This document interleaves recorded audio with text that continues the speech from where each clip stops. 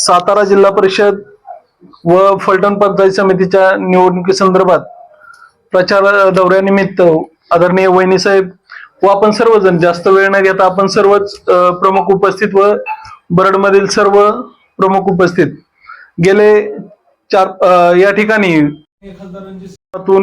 या उमेदवाऱ्या निश्चित केल्या आणि तेव्हापासून अगदी पहिल्या दिवसापासून बापूंना तर सुरू होण्याच्या आधीपासूनच प्रचार यंत्रणा पत्रिका यायच्या आधीपासून चालू झालेलं आहे. म्हणजे समाधानकाररित्या मी पलीकडल्या गणापेक्षा ह्या गणामध्ये भरपूर वेळ दिला. बापूंनी खूप भरपूर वेळ दिला आणि प्रचार यंत्रणा जवळजवळ सर्व आता पूर्ण होत आली. एखादं गाव फक्त निंबळक गाव फक्त बाकी आहे.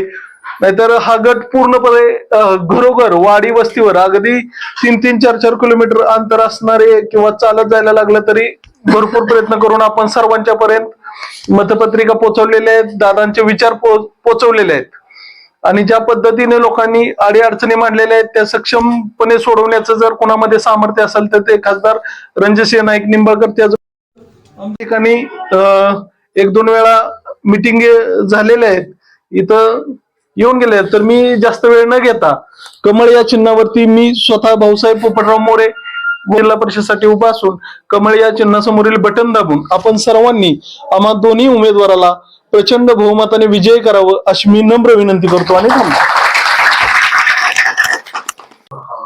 सर्वप्रथम मला यायला थोडासा उशीर झाला त्याबद्दल दिलगिरी व्यक्त करते. मला फार कमी वेळेमध्ये बरीचशी गावं यांची भेट द्यायची आहेत आणि जागोजागी जाऊन मी काय विनंती करावी अशी अपेक्षा आहे. आता तुम्ही सगळं घालून आलाय त्यामुळे तुम्हाला वेगळं विचारत नाहीये, पण बाकीचे सगळ्यांनी घातलेलं नाहीये म्हणून विचारतीये. कुठलं बटन दाबायचंय आपल्याला?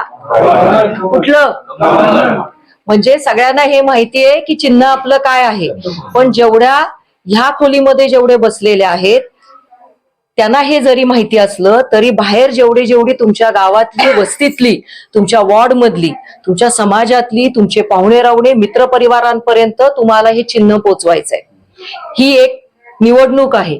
कुठं प्लस होत असतं, कुठं मायनस होत असतं. कुणाच्या मनात काय आहे मला माहिती नाही.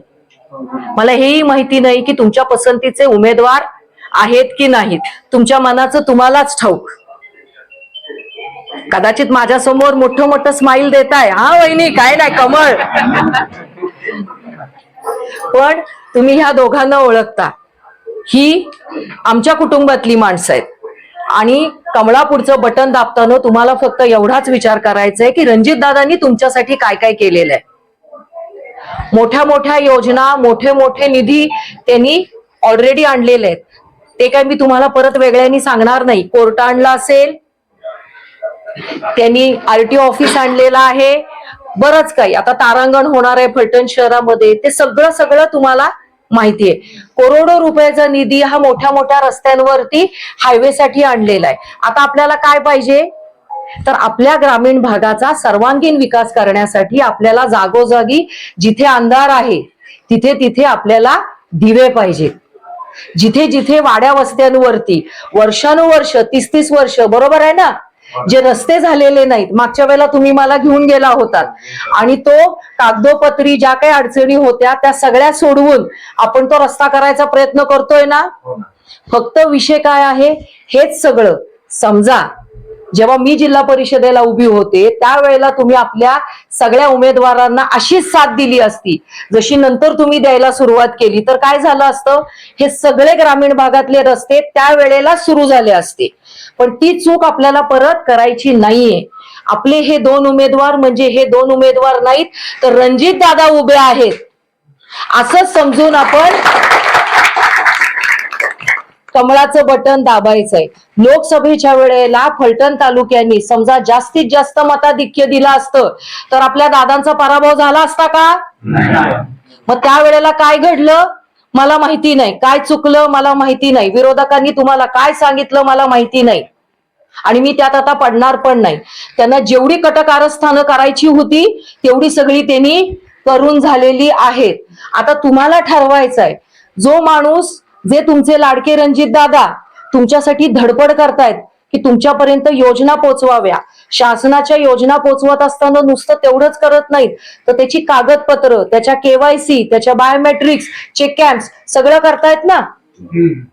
तुम्ही सगळे अपेक्षेने मला सांगता की वहिनी 30 वर्ष झाली हा रस्ता झाला नाही, 30 वर्ष झाली दिवा नाही, 30 वर्ष झाली स्मशानभूमी नाही, 30 वर्ष झाली शाळेला छप्पर नाही, गळतय. आता हे सगळं जेवढ्या हक्काने सांगता तेवढ्याच हक्काने मी तुम्हाला सांगतेय की कमळासमोरचं बटन जोपर्यंत तुम्ही दाबत नाही, पंचायत समितीवरती आपला विचाराचा सभापती बसत नाही, तोपर्यंत ही सगळी कामं मला पूर्ण.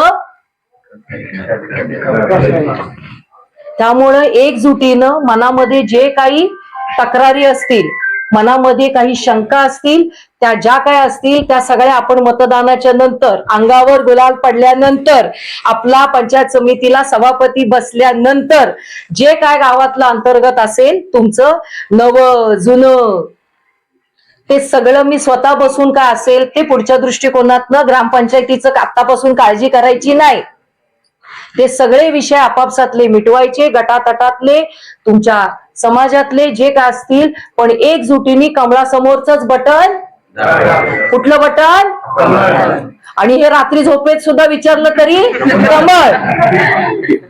जी चूक लोकसभेला झाली ती चूक परत करायची नाही. आपल्याला वाटत असेल की फडणवीस साहेबांनी तितक्याच ताकदीने आपल्या पाठीशी उभं राहावं, आपल्याला पाहिजे तेवढा निधी द्यावा. जयाभाऊंनी ऑलरेडी 200-250 कोटी कबूल केलेत, त्याच्यामुळे ते प्रत्येक गावामध्ये आले तर चिक्कार निधी येणार आहे आणि तुमची सगळी गाव पातळीवरची कामं फक्त रणजितदादाच पूर्ण करू शकतात, ज्यांनी 30 वर्षात केली नाहीत. ते आता काय करणार? आणि विरोधक येतील, सांगतील करा मदत यंदा.